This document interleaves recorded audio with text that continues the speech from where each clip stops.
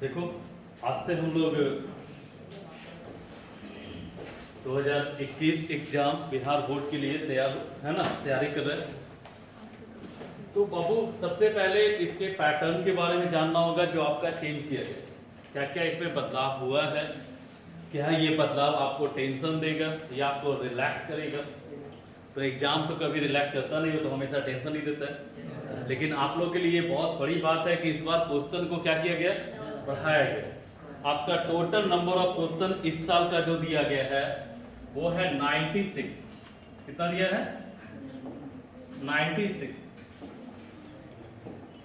ठीक है, इस बार जो क्वेश्चन आपका टोटल नंबर ऑफ क्वेश्चन जो है वो 96 क्वेश्चन आपको दिया गया, जो बहुत बड़ा मैटर रखता है। समझ गए? तो इस बार टोटल नंबर ऑफ क्वेश्चन बहुत ज्यादा बढ़ा दिया है। पहले हम लोग का जो क्वेश्चन आता था, आप देख लो 2000, ये देखो मॉडल पेपर है ना, क्या है? मॉडल पेपर है। तो इसका जो क्वेश्चन आता था यहाँ पर, तो इसमें आप गौर से देखो कितना क्वेश्चन है। इसमें आपका देखा जाए नंबर ऑफ क्वेश्चन देखा जाए तो कितना क्वेश्चन है? 42। देखिए यहाँ पर पहले ऑब्जेक्टिव में आता था 42 ऑब्जेक्टिव होता था और आपसे 35 क्वेश्चन का जवाब देना।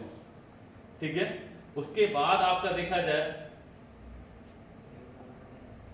नेक्स्ट, अगर देखा जाए आपका तो शॉर्ट क्वेश्चन देखा जाए 18 होता था, इसमें आपको 10 का जवाब देना होगा।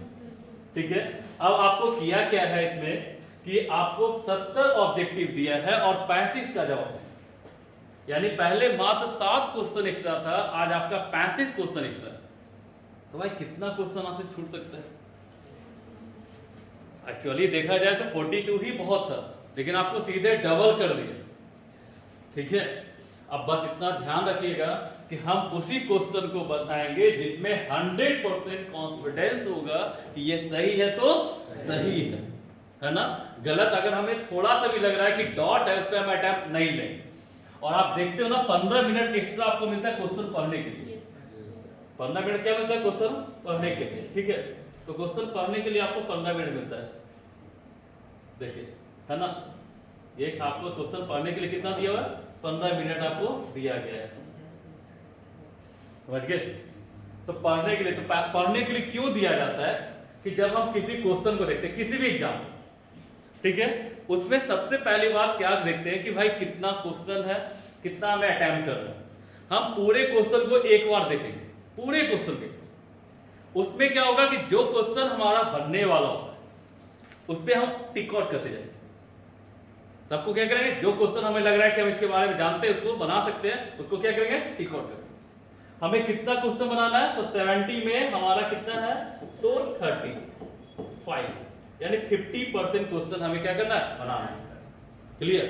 और आपका जो पहले होता था शॉर्ट क्वेश्चन, तो शॉर्ट क्वेश्चन कितना होता था? ये देखिए 18, और बनाना कितना होता था? यानी 18 में 10। आज क्या है? 20 में 10, यानी 50%। तो पहले हम आपको बता रहे थे कि 18 में 18 नहीं तो 17 तो बनेगा। अब बनाना कितना है? 20 में 10, और 2 एक्स्ट्रा दे दिए। लॉन्ग क्वेश्चन में कोई चेंजिंग नहीं किया, लॉन्ग क्वेश्चन में कोई चेंजिंग नहीं किया है। वो आप लोग का पहले भी कितना था? पहले भी आपका 6 था, और यहाँ अभी 6 है, और आपको जवाब कितना देना है? तो 3 का। यानी इसमें कोई चेंजिंग नहीं किया गया। क्लियर? तो अब पैटर्न जो आप लोग को किया गया है, ये इस बार लॉकडाउन के चलते, ताकि बच्चे का एजुकेशन में बहुत ज्यादा दिक्कत हुआ है, पढ़ाई में बहुत ज्यादा रुकावट आया है, ये सब कुछ समझ रहे है ना। तो आपके लिए चलो प्लस पॉइंट है कि आपके मार्किंग के व्यू से देखा गया कि बच्चे का क्वेश्चन छूटना नहीं चाहिए। अब आपको यहाँ क्या करना है कि हम जो भी क्वेश्चन बनाएंगे वही क्वेश्चन बनाएंगे जिसमें हमारा कॉन्फिडेंस, यानी जिसमें हमारा लगता है कि सही है तो सही है, गलत क्वेश्चन को हम अटेम्प्ट नहीं लेंगे। क्या आपको लगता है कि इस बार ऐसा लगता है कि क्वेश्चन छूटेगा? है ना, इतना एक्स्ट्रा क्वेश्चन दिया है तो क्वेश्चन छूटने का चांस नहीं है। बस जो भी लिखेंगे सटीक लिखेंगे। चलिए अब आते हैं क्वेश्चन। तो ये पैटर्न हो गया आप लोग का बाबू। ठीक है, तो ये पैटर्न हो गया, देख लो ये पैटर्न है आपका। तो अब कितना हो गया, जो देखिएगा क्वेश्चन में यहाँ पे देखा जाए तो आपका कितना हो गया 70 है ना। ये हो गया ऑब्जेक्टिव 20 शॉर्ट और 6 लॉन्ग, समझ गए, यानी 70 20 90 और 6 96। ये आपका नंबर ऑफ क्वेश्चन है। बनाना कितना है, तो 35 प्लस 10 प्लस 35 10 45, यानी आपका सीधे 50%। कितना परसेंट? इतना बढ़िया मौका कहाँ मिलता है ना, इतना बढ़िया मौका कहाँ मिलता है, बिहार में। चलो अच्छी बात है, मौका मिला है तो कम से कम मार्क्स उठाओ। मौका मिला है तो इसका मतलब क्या होगा, मार्क्स उठाएंगे। ठीक है, चलो अब आते हैं तैयारी पे। ठीक है, अब हम लोग आते हैं नेक्स्ट तैयारी पे। देखो अभी हम आपको एक क्वेश्चन दे रहे हैं, उसी का मॉडल पेपर, हमें क्वेश्चन अच्छा दिखा सकते हैं। ठीक है, फिर से हम आपको आएंगे क्वेश्चन बैंक पे भी। ध्यान दीजिएगा, क्वेश्चन को देखते जाइएगा, सॉल्व करते चले जाते हैं। ठीक है, क्वेश्चन को हम लोग यहाँ सॉल्व भी करते जाएंगे। ठीक है, देखो यहाँ पे क्या कह रहा है कि किसी आवेशित खोखले के अंदर विद्युत क्षेत्र का मान कितना होता है। The electric field intensity inside a charged hollow sphere is कितना होता है, 0। तो इसको ऐसे याद मत करना, यहाँ पे इसको क्या करना, ये पॉइंट आया, ये पॉइंट आया ना, तो इसको कैसे याद रखना कि एट इनसाइड, ये तरीका होता है। एट इनसाइड आपका इलेक्ट्रिक फील्ड कितना, 0। Clear, at inside electric field 0। At surface hollow sphere, खोखले गोले के लिए, सरफेस सतह के लिए, यानी small r is equal to capital R, तो आपका इलेक्ट्रिक फील्ड जो होता है याद कीजिए वो मैक्सिमम होता है। सरफेस पर क्या होता है, मैक्सिमम। और कितना, तो K Q by R square और बराबर सिग्मा बाई एप्सिलॉन नॉट, याद है। इस तरीके से तैयारी किया जाता है, यानी जिस पॉइंट पे हमारा क्वेश्चन पूछ दे उसके बारे में हमारे पास डीप नॉलेज होना चाहिए। ये जरूरी नहीं कि यही पूछेगा, ये भी पूछ सकता है, पूछा भी आता है। ठीक है, और एट आउटसाइड, बाहर, बाहरी बिंदु पर, तो आउटसाइड मतलब क्या, small r greater than capital R। Inside मतलब small r less than capital R, यही है ना। तो यहाँ पे आपको फॉर्मूला पढ़े होंगे, तो ये आया था कि Q बाई स्मॉल, आया समझ में। तो ये पॉइंट हुआ, इस तरीके से आपको पढ़ना है। ठीक है, इस तरीके से अगर हम कवर करते हैं तो यही आपका जाके ऑब्जेक्टिव पे कॉन्फिडेंस लाए कि अगर एक ऑब्जेक्टिव पूछा तो इससे रिलेटेड कितना क्वेश्चन उठ सकता है। हमने इसको कवर कर लिया। इनसाइड पे कितना, 0। सरफेस पर KQ बाई R स्क्वायर या सिग्मा बाई, और होता कितना है, तो मैक्सिमम। कितना होता है, तो मैक्सिमम होता है। सरफेस पर क्या होता है, मैक्सिमम होता है। और सिग्मा बाई एप्सिलॉन नॉट, जहां सिग्मा क्या है, सरफेस चार्ज डेंसिटी, पृष्ठीय आवेश घनत्व, पृष्ठीय आवेश घनत्व। और आउटसाइड, आउटसाइड बाहरी बिंदु पर, यानी small r greater than capital R, तो E बराबर कितना, KQ बाई। यहाँ से एक ऑब्जेक्टिव और बनता है, उसको भी देख लो। तो E जो होगा वो R के साथ कैसा रिलेशन है, इनवर्सली। कैसा रिलेशन है, इनवर्सली। क्लियर, ये हो गया आपका क्लियर, कोई दिक्कत। तो एक ऑब्जेक्टिव हमने बनाया, लेकिन क्लियर कितना पॉइंट किया, 4। यानी इनसाइड देख लिया, सरफेस देख लिया, आउटसाइड देख लिया, और इसका एक ये जो आपका आता है, इसका E inversely proportional to R square. इसका एक आपका ग्राफ जो देखा जाए, इसका ग्राफिकल भी बताया जाए, ग्राफिकल भी बताया जाए तो वो थोड़ा स्टैंडर्ड हो जाता है। लेकिन बोर्ड के वजह से ये 3 ऑब्जेक्टिव मेरा तो बनता है। क्लियर, बढ़े आगे। नेक्स्ट क्वेश्चन क्या कहता है हमारा, नेक्स्ट क्वेश्चन हमारा क्या कर रहा है कि 1 वोल्ट आवेशित 1 माइक्रोफैराड धारिता वाले संधारित्र पर कुल आवेश होगा, कुल आवेश होगा, है ना।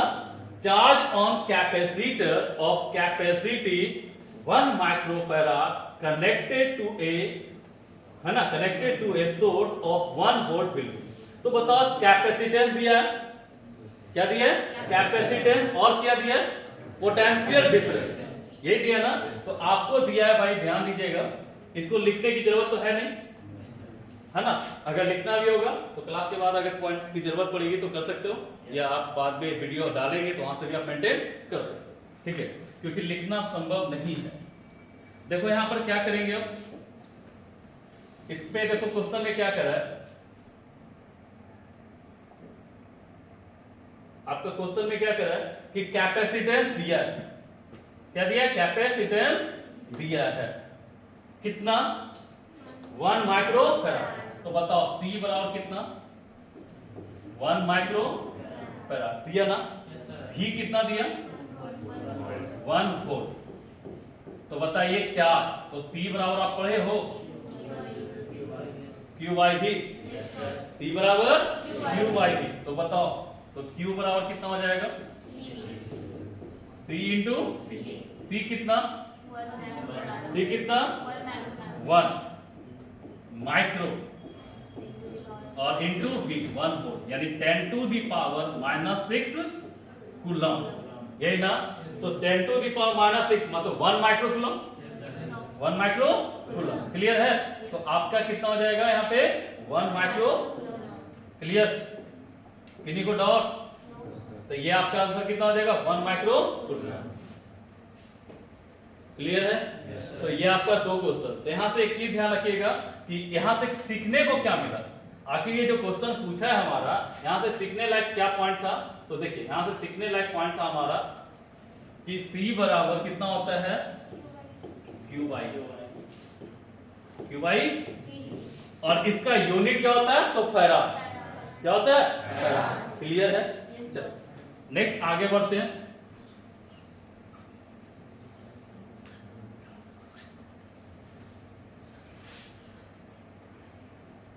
नेक्स्ट ये क्वेश्चन 2 क्वेश्चन हो गया, तीसरा क्वेश्चन आते हैं। तीसरा क्वेश्चन क्या है, जो दिखते हैं हमारा, दिख रहा है, तीसरा क्वेश्चन में क्या दिख रहा है आप लोग को, धारावाही चालक के अंदर इलेक्ट्रॉन की गति होती है, the motion of electron inside the current carrier carrying conductor is. तो आप जानते हो ना कि करंट कैरिंग कंडक्टर के अंदर जो इलेक्ट्रॉन का जो होता है वो ड्रिफ्ट वेलोसिटी होता है, क्या होता है, ड्रिफ्ट वेलोसिटी, यानी इसका आंसर क्या होगा आप बताइए, तो इसका आंसर क्या होगा आपका, ड्रिफ्टिंग, क्या होगा, ड्रिफ्टिंग, पढ़े हो ना। तो करंट कैरिंग कंडक्टर के इनसाइड इलेक्ट्रॉन का जो मोशन होता है वो कैसा होता है, ड्रिफ्टिंग। अब ड्रिफ्ट वेलोसिटी क्या है, थोड़ा इस पे जिक्र कर ले, यही होता है। अब वही पॉइंट आया ना तो उसके क्लियर हो। तो ड्रिफ्ट वेलोसिटी क्या है, एक शॉर्ट क्वेश्चन है, व्हाट इज ड्रिफ्ट वेलोसिटी। तो आपने पढ़ा होगा शायद करंट में कि ये कंडक्टर के अंदर फ्री इलेक्ट्रॉन्स होते हैं, कंडक्टर के अंदर फ्री इलेक्ट्रॉन्स होते हैं, वह इलेक्ट्रॉन रैंडमली मूव करता है इधर उधर, जिसको कहते हैं जिगजैग पाथ, ठीक है, कि यानी एक डायरेक्शन में वो मूव नहीं करता है ना। यानी जब कंडक्टर को फ्री स्टेट में रखते हैं तो उसके अंदर जो इलेक्ट्रॉन होता है वो मूव करता है, लेकिन वो इधर उधर कोई डायरेक्शन में नहीं, कभी इधर गया कभी इधर गया, यानी डायरेक्शन उसका कोई फिक्स नहीं, ठीक है। लेकिन जैसे ही हम इसको सेल से कनेक्ट करते हैं, बैटरी से कनेक्ट करते हैं, तो होता क्या है, यहां पे क्या होगा, तो आप जानते हो कि ये प्लस होता है और ये, तो ये प्लस और ये, और जानते हो ये हाई पोटेंशियल होता है और ये लो पोटेंशियल, हाई पोटेंशियल और लो पोटेंशियल, क्लियर है, हाई पोटेंशियल और लो पोटेंशियल। अब यहाँ पे डायरेक्शन की बात की जाए, डायरेक्शन की बात की जाए यहाँ पर, तो आप जानते हो कि ये हाई पोटेंशियल हुआ और ये क्या हुआ, लो पोटेंशियल। इलेक्ट्रिक फील्ड का जो डायरेक्शन होता है वो high to low, high to low. अब क्या हो रहा है कि कंडक्टर के अंदर क्या है, फ्री इलेक्ट्रॉन है। कंडक्टर के अंदर क्या है, फ्री इलेक्ट्रॉन है, और वो पहले क्या हो रहा था, जिगजैग पाथ पर मूव कर रहा था, यानी किसी फिक्स डायरेक्शन में ही जिधर मन था उधर वो मूव कर रहा था।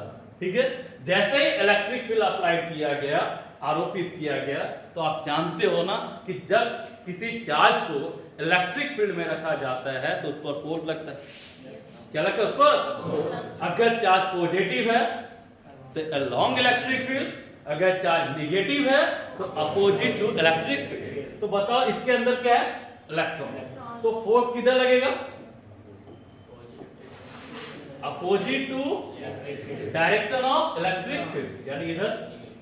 अब ये इलेक्ट्रॉन क्या करेगा, मूव करना स्टार्ट कर देगा, मूव करना स्टार्ट कर देगा, और जिस वेलोसिटी से वो मूव करेगा ना, उसी वेलोसिटी को हम लोग नाम देते हैं ड्रिफ्ट वेलोसिटी। आया समझ में? क्या है ड्रिफ्ट वेलोसिटी? देखो इसको हम आपको समझाए थे क्लास में ही तक कि कोई, जैसे आपको एक क्लासरूम है कि जब तक टीचर नहीं रहते क्लास में, बच्चे का डायरेक्शन क्या होता है, इधर उधर, कोई पीछे मुड़ के गप कर रहा है, कोई दायां कोई बायां, होता है कि नहीं, यानी वो फ्री स्टेट में। लेकिन जैसे ही टीचर एंट्री करते सबका डायरेक्शन क्या हो जाता है, बोर्ड की ओर। क्यों? अगर बोर्ड की ओर नहीं रहेगा तो फोर्स लगना स्टार्ट हो जाएगा, होता है ना, तो फोर्स लगता है। ठीक है, तो जैसे ही टीचर एंट्री कर गए तो सबका डायरेक्शन किधर हो जाता है, फोर्स। एक डायरेक्शन में आपका क्या हो, इलेक्ट्रॉन मूव करना स्टार्ट है, और जिस वेलोसिटी से वो मूव करता है उसी को क्या कहते हैं। अब यहां से एक शॉर्ट क्वेश्चन क्रिएट हुआ आपका कि what is drift velocity, what is drift velocity, अनुगमन वेग क्या है, अनुगमन वेग क्या है। तो हुआ क्या ये बताओ, जब आपने कंडक्टर पर इलेक्ट्रिक फील्ड अप्लाई किया तो इलेक्ट्रॉन मूव करना स्टार्ट कर दिए, किस डायरेक्शन में, किस डायरेक्शन में, इलेक्ट्रिक फील्ड की ओर या उसके अपोजिट। और जिस वेलोसिटी से वो मूव करता है उसी को हम लोग क्या नाम देते हैं, ड्रिफ्ट वेलोसिटी। इसका डेफिनेशन कैसे लिखोगे, when electric field is applied, when electric field is applied across conductor, then the electron gets drifted opposite to the direction of electric field, है ना। such average velocity of electron is called drift velocity, और उस velocity को हम लोग क्या नाम देते हैं, drift velocity। हिंदी में क्या करोगे, हुआ क्या, आपने इलेक्ट्रिक फील्ड अप्लाई किया ना, है ना, तो कहता है जब किसी चालक पर विद्युत क्षेत्र आरोपित किया जाता है, विद्युत क्षेत्र आरोपित किया जाता है, तो इलेक्ट्रॉन विद्युत क्षेत्र के विपरीत दिशा में, विद्युत क्षेत्र के विपरीत दिशा में गमन करता है। क्या करता है, गमन करता है। तो जिस, है ना, गति से, जिस वेग से वो गमन करेगा उसी वेग को हम लोग क्या करते हैं, अनुगमन वेग, ड्रिफ्ट वेलोसिटी।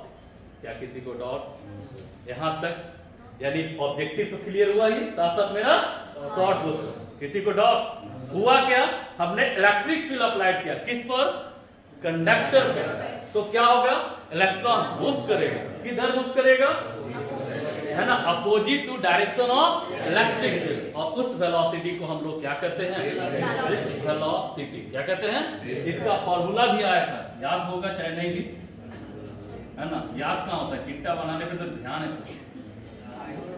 ना, VD बराबर E into E by M, यही था, याद है या भूल गए, क्योंकि अभी देख रहे कुछ लोग चिट्टा बना के दे रहे हैं। चलो ठीक है, यहाँ पे देखो, यहाँ तक हो गया ना, ड्रिफ्ट वेलोसिटी क्लियर, तो objective clear, short clear, formula clear. ये भी क्वेश्चन आता है यहाँ, अगर वेक्टर फॉर्म में लिखोगे ना तो माइनस लिखना होता है, क्यों, देखो तो ये राइट वाला है, तो ये तो दोनों का डायरेक्शन क्या होता है, अगर वेक्टर में लिखेंगे तो माइनस होगा, क्या होगा, क्यों माइनस होगा, क्योंकि दोनों का डायरेक्शन क्या होता है, अपोजिट होता है। पूरा क्लियर, नेक्स्ट आगे बढ़े, नेक्स्ट क्वेश्चन, किलोवाट आवर मात्रक है। Kilowatt hour is units of, kilowatt hour is units of क्या होगा? हाँ, electric power, electric energy, torque, electric current. तो कोई बच्चा क्या सोचेगा कि हाँ पावर है ना, किलोवाट आवर कहां जाएगा भाई? हाँ ठीक है। तो यहां देखिए क्या हो रहा है कि kilowatt hour is unit of क्या, तो बताइए क्या होगा इसका?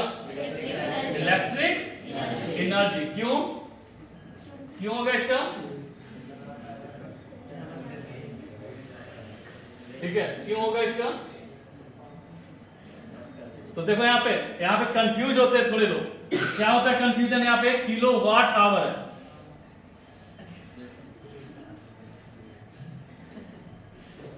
गाड़ी कर ना तो ऐसे कोई देखे आप कहेगा इसका कंफ्यूजन है ना। ठीक है, तो kilowatt hour is unit of, तो वाट देखो यहाँ पे कंफ्यूजन क्या होता है कि वाट लग गया है ना, तो वाट लग गया मतलब दैट इज वो पावर समझ लेते है ना, क्योंकि बचपन से तुम सुनते था वाट मतलब दैट इज पावर, लेकिन यहाँ पे पूरा नाम क्या है? किलोवाट आवर है ना। किलो तो नंबर हुआ ना, किलो क्या हुआ? नंबर। वाट आवर, ठीक है, तो वाट आवर, तो वाट यहाँ देखो, किलो तो नंबर हुआ 10 to the power 3, watt power और आवर क्या हो गया? तो पावर इनटू, तो आप लोग पढ़े पावर बराबर वर्क बाई टाइम, तो वर्क बराबर V इनटू, यानी ये किसका फॉर्मूला है? Work, that is energy. और एनर्जी का क्या होता है? यहाँ पर एनर्जी तो पूछा ही, तो इलेक्ट्रिकल एनर्जी, यानी इसका आंसर क्या होगा भाई? तो आपका इलेक्ट्रिकल एनर्जी। नहीं दिख रहा है ना? क्लियर? बढ़े आगे। अब आगे बढ़ते हम लोग का क्या है? नेक्स्ट क्वेश्चन देखिए क्या है? लेंज के नियम किस सिद्धांत से संबंधित है? Lenz law is associated with principle of conservation of, बताए थे लेंज लॉ किस पे आधारित है ना? कंजर्वेशन ऑफ एनर्जी पे, कंजर्वेशन ऑफ एनर्जी, यानी इसका आंसर क्या होगा भाई? Conservation of energy. अब आपके माइंड में क्वेश्चन उठ गया कि सर ये लेंज लॉ है क्या? लेंज लॉ क्या है? तो भाई लेंज लॉ क्या है? तो आपको बताया था कि जिसके कारण वो इंड्यूस होगा उसी का वो क्या करता है? तो भाई आप जानते हो कि यहाँ पे इंड्यूस क्या हो रहा था? ईएमएफ, विद्युत वाहक बल, और किसके कारण हो रहा था? तो मैग्नेटिक फ्लक्स में परिवर्तन के कारण। तो जिसके कारण वो इंड्यूस हो रहा था उसी का वो क्या कहता है? अपोज करता है। तो लेंज लॉ का क्या कहना था कि जिसके कारण कॉइल में ईएमएफ इंड्यूस हो रहा था उसी का वो क्या करेगा? अपोज करेगा। तो हम लोग क्या कहते हैं? लेंज लॉ, जिसका फॉर्मूला शायद आप लोग पढ़े थे तो आपका आया होगा, तो आया होगा E बराबर माइनस डी पाई बाई, तो माइनस क्या दिखाता था कि ये जो E होता आपका माइनस ये दिखाता कि जो ईएमएफ इंड्यूस हो रहा है ना, जिसके कारण वो इंड्यूस हो रहा है, यानी rate of change of flux के कारण उसी का वो क्या करेगा? क्लियर? चलिए नेक्स्ट क्वेश्चन। नेक्स्ट क्वेश्चन क्या था? इसी में है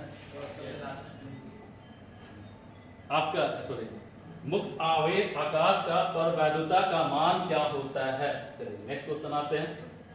permittivity of free space, permittivity of free space, ये तो डायरेक्ट डाटाबेस है ना, है ना? यहाँ पे क्या होगा? परमिटिविटी ऑफ फ्री स्पेस कितना?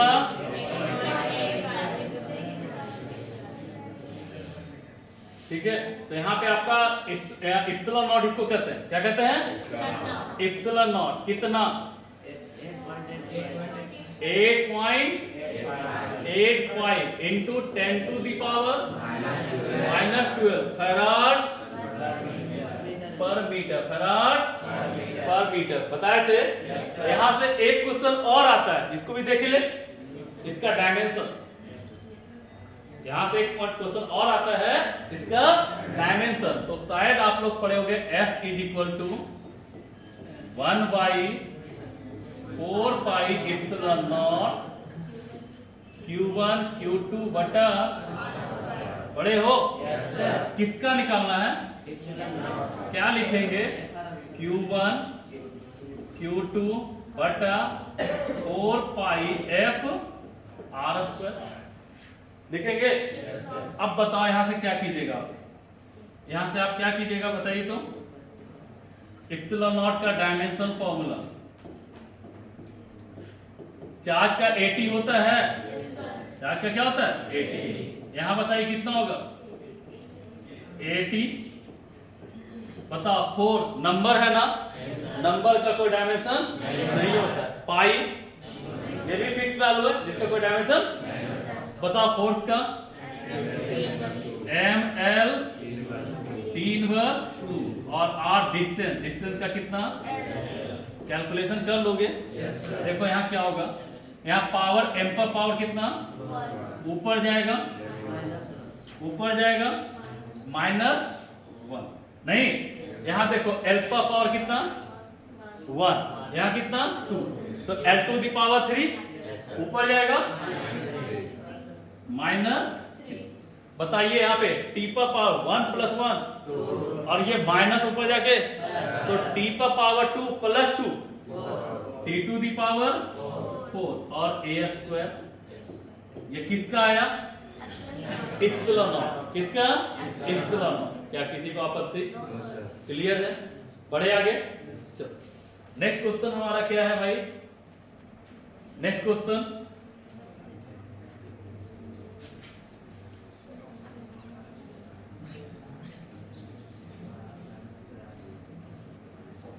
देखो यहाँ पे क्या है, नेक्स्ट क्वेश्चन हम लोग का क्या है दिख रहा है? क्या है 50 माइक्रोफैराड धारिता वाले एक संधारित्र 10 वोल्ट विभव तक आवेशित किया जाता है तो संधारित्र की ऊर्जा होगी, यानी एक capacitor of capacitance 50 microfarad is charged with 10 volt, कितना से 10 volt, the energy of the capacitor। बताओ क्या क्या दिया? कैपेसिटेंस दिया, पोटेंशियल दिया है, तो यहाँ से हम लोग लिख सकते हैं, बताइए तो पोटेंशियल एनर्जी का फॉर्मूला कितना, ½ CV², ½ CV², या आप लोग पढ़े हो Q²/2C या ½ Q × V।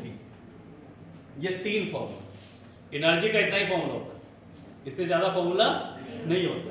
लेकिन हमारा क्या यूज होगा बताओ? क्या दिया हुआ कैपेसिटेंस कितना 50 और क्या दिया पोटेंशियल डिफरेंस कितना 10 वोल्ट है ना।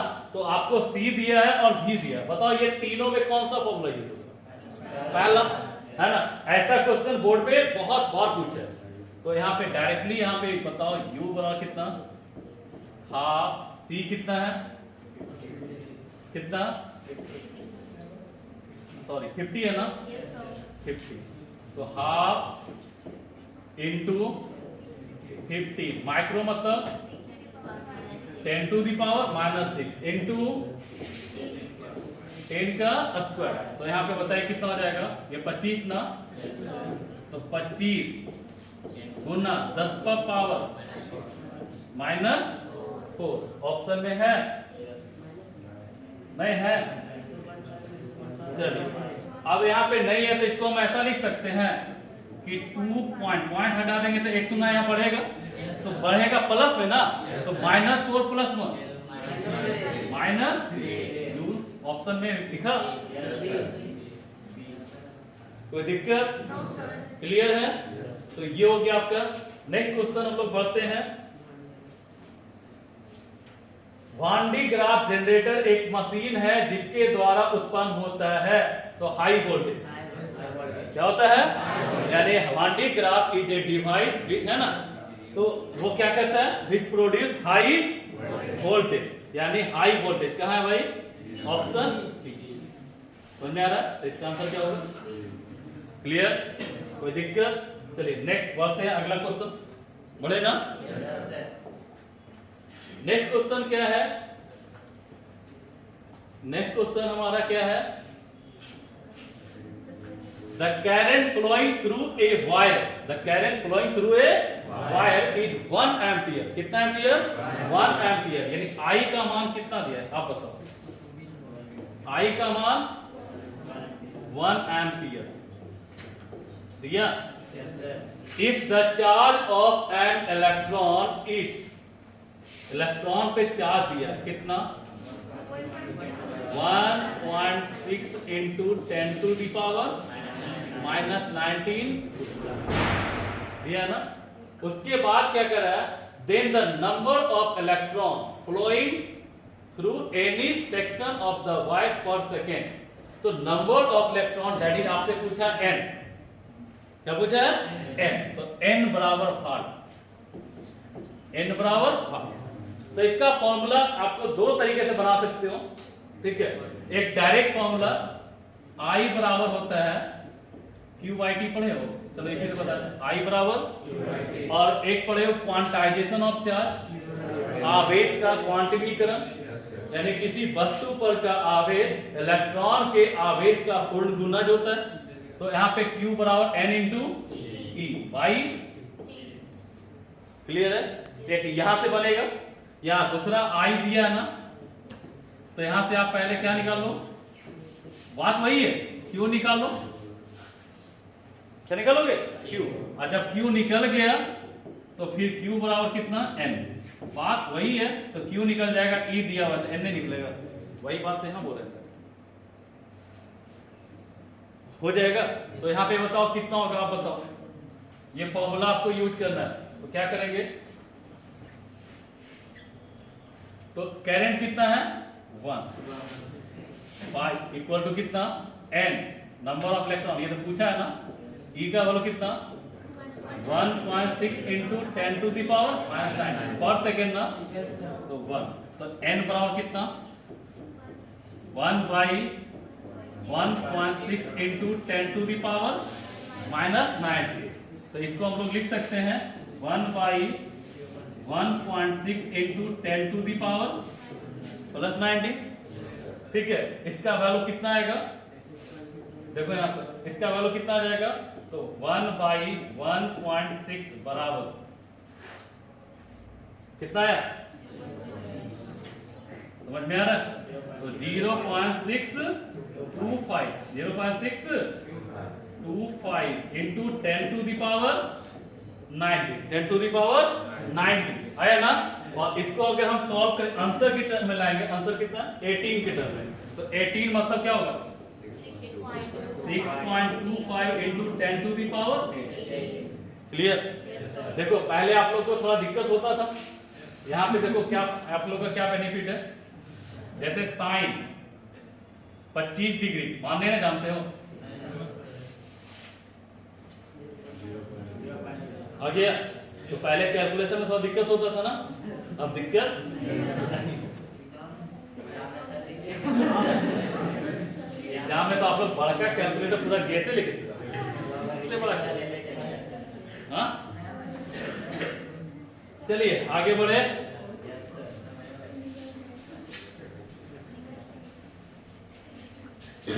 कहता है डायनमो के कार्य सिद्धांत आधारित है। The working principle of dynamo depend upon electromagnetic induction. Electromagnetic induction यानी किस पर? इलेक्ट्रोमैग्नेटिक इंडक्शन, इलेक्ट्रोमैग्नेटिक इंडक्शन पे, विद्युत चुंबकीय प्रेरण। यहाँ से एक क्वेश्चन और बनता है कि इलेक्ट्रो यानी आपका जो डायनमो है वो करता क्या? तो मैकेनिकल एनर्जी को इलेक्ट्रिकल एनर्जी में कन्वर्ट करता है। ये भी एक ऑब्जेक्टिव है, आपको कहीं ना कहीं दिख जाएगा। समझ में आ रहा है? यानी डायनमो किस प्रिंसिपल पे काम करता है? इलेक्ट्रोमैग्नेटिक इंडक्शन से। आखिर वो है क्या?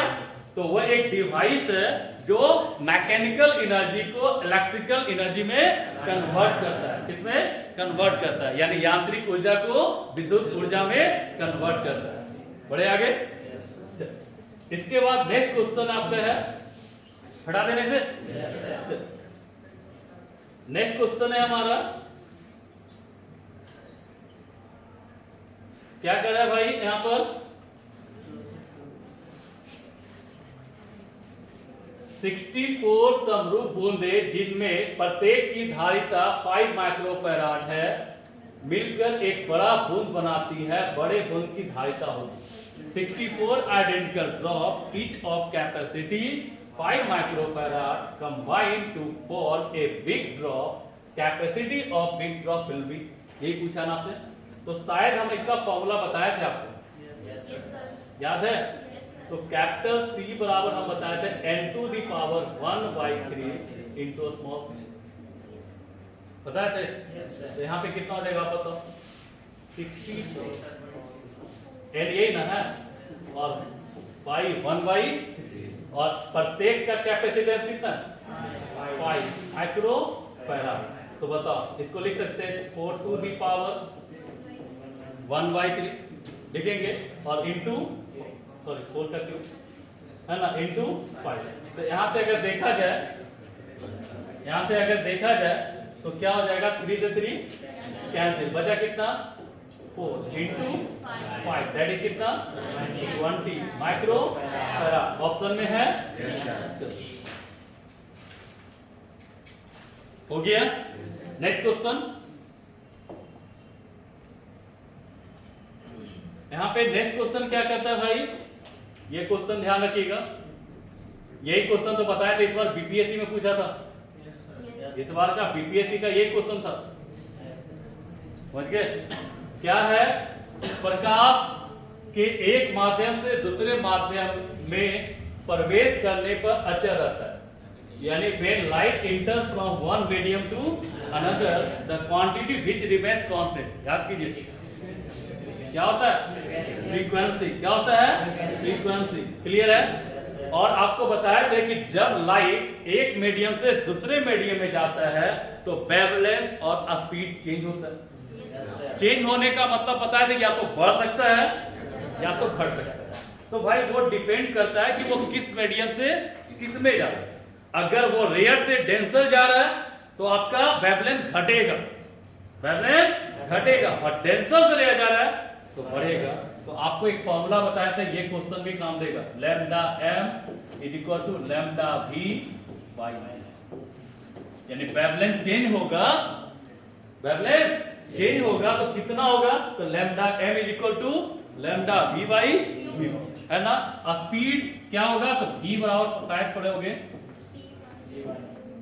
क्लियर? यानी यहां से सीखने को क्या मिला कि जब लाइट एक मीडियम से दूसरे मीडियम में जाता है तो वेवलेंथ और स्पीड चेंज होता है, फ्रीक्वेंसी में कोई चेंजिंग नहीं होता है। अब चेंज होने का तरीका क्या है, तो अगर वो रेयर से डेंसर में है जा रहा है तो वो वेवलेंथ घटेगा, स्पीड घटेगा। कितना होगा, यहां से ऑब्जेक्टिव पूछा हुआ है, यहां से क्वेश्चन पूछा हुआ, आगे मिल जाए। क्लियर है? चलिए नेक्स्ट क्वेश्चन, यहाँ पे 13 क्या कर रहा है कि 5 ओम प्रतिरोध के एक तार से जिसका विभवांतर 7 वोल्ट है 20 मिनट तक धारा प्रवाहित होती है, उत्पन्न ऊष्मा होगी। A current flow in a wire of resistance 5 ohm having potential difference 7 volt for 20 minute. कितने मिनट के लिए? 20 मिनट द हीट प्रोड्यूस। तो बताओ क्या क्या दिया, ये बताओ। आर दिया, कितना दिया, 5 दिया है, और क्या दिया, भी दिया है, कितना, 7 वोल्ट, और क्या दिया, टाइम दिया, 20 मिनट दिया। तो सेकंड में बदलोगे तो कितना, 20 गुना 60 सेकेंड ना।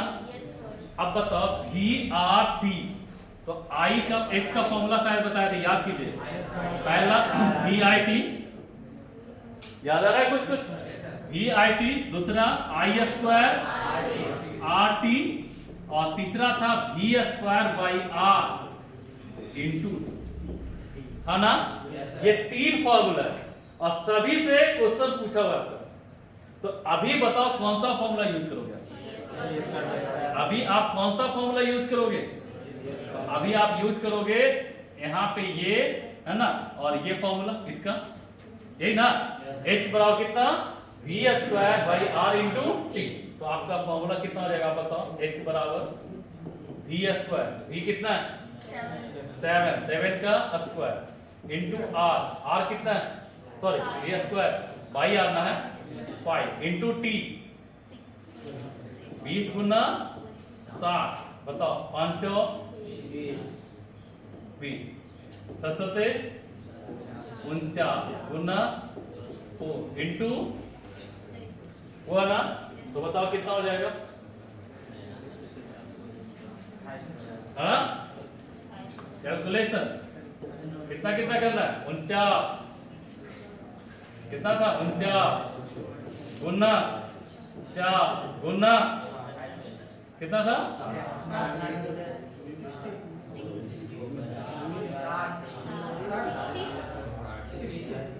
आपका 60 था ना, इक्वल टू कितना 11,760। ये आपका क्या आया? जूल। आंसर कितने? 1 जूल बराबर कितना है ना। तो देखा जाए 4.2 जूल बराबर कितना 1 कैलोरी कितना 4.2 जूल ना।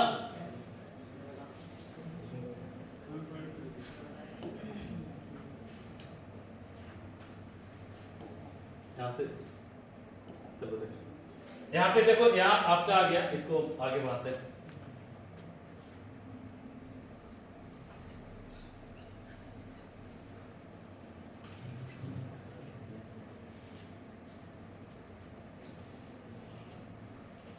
ठीक है,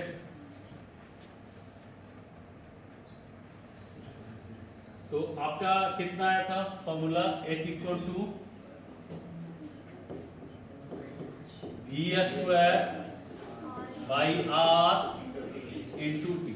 तो यहाँ देखो क्या करो, कितना हो जाएगा? v कितना था 7 का स्क्वायर और बाई r कितना 5 इंटू कितना 20 इंटू मिनट में ना। तो ये जो आपका वैल्यू आया वो कितने आया? कितने आया? जूल में। अगर हमको कैलोरी में बदलना है तो 4.2 से क्या करो भाग दे दो, 4.2 से भाग दे दो। तो ये आपका कितना आ रहा था 11,760 बटा कितना 4.2, और ये कितने आ जाएगा कैलोरी में, ये जूल में था। ठीक है, अब यहाँ पे इसको भाग दो तो कितना आ जाएगा 11,760 बटा 4.2 बराबर कितना 760 था ना। 11,760 बटा 4.2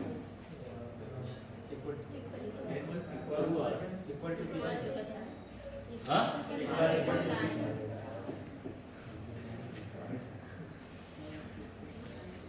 1470 संभव ही नहीं। कैलकुलेशन में मिस्टेक तो नहीं हो रहा है? 28 तो आएगा मालूम है। ठीक है, लेकिन कैलकुलेशन तो देख लो कैसे मिस्टेक है। डाटा तो गलत नहीं होना चाहिए क्योंकि स्टेप तो सही है।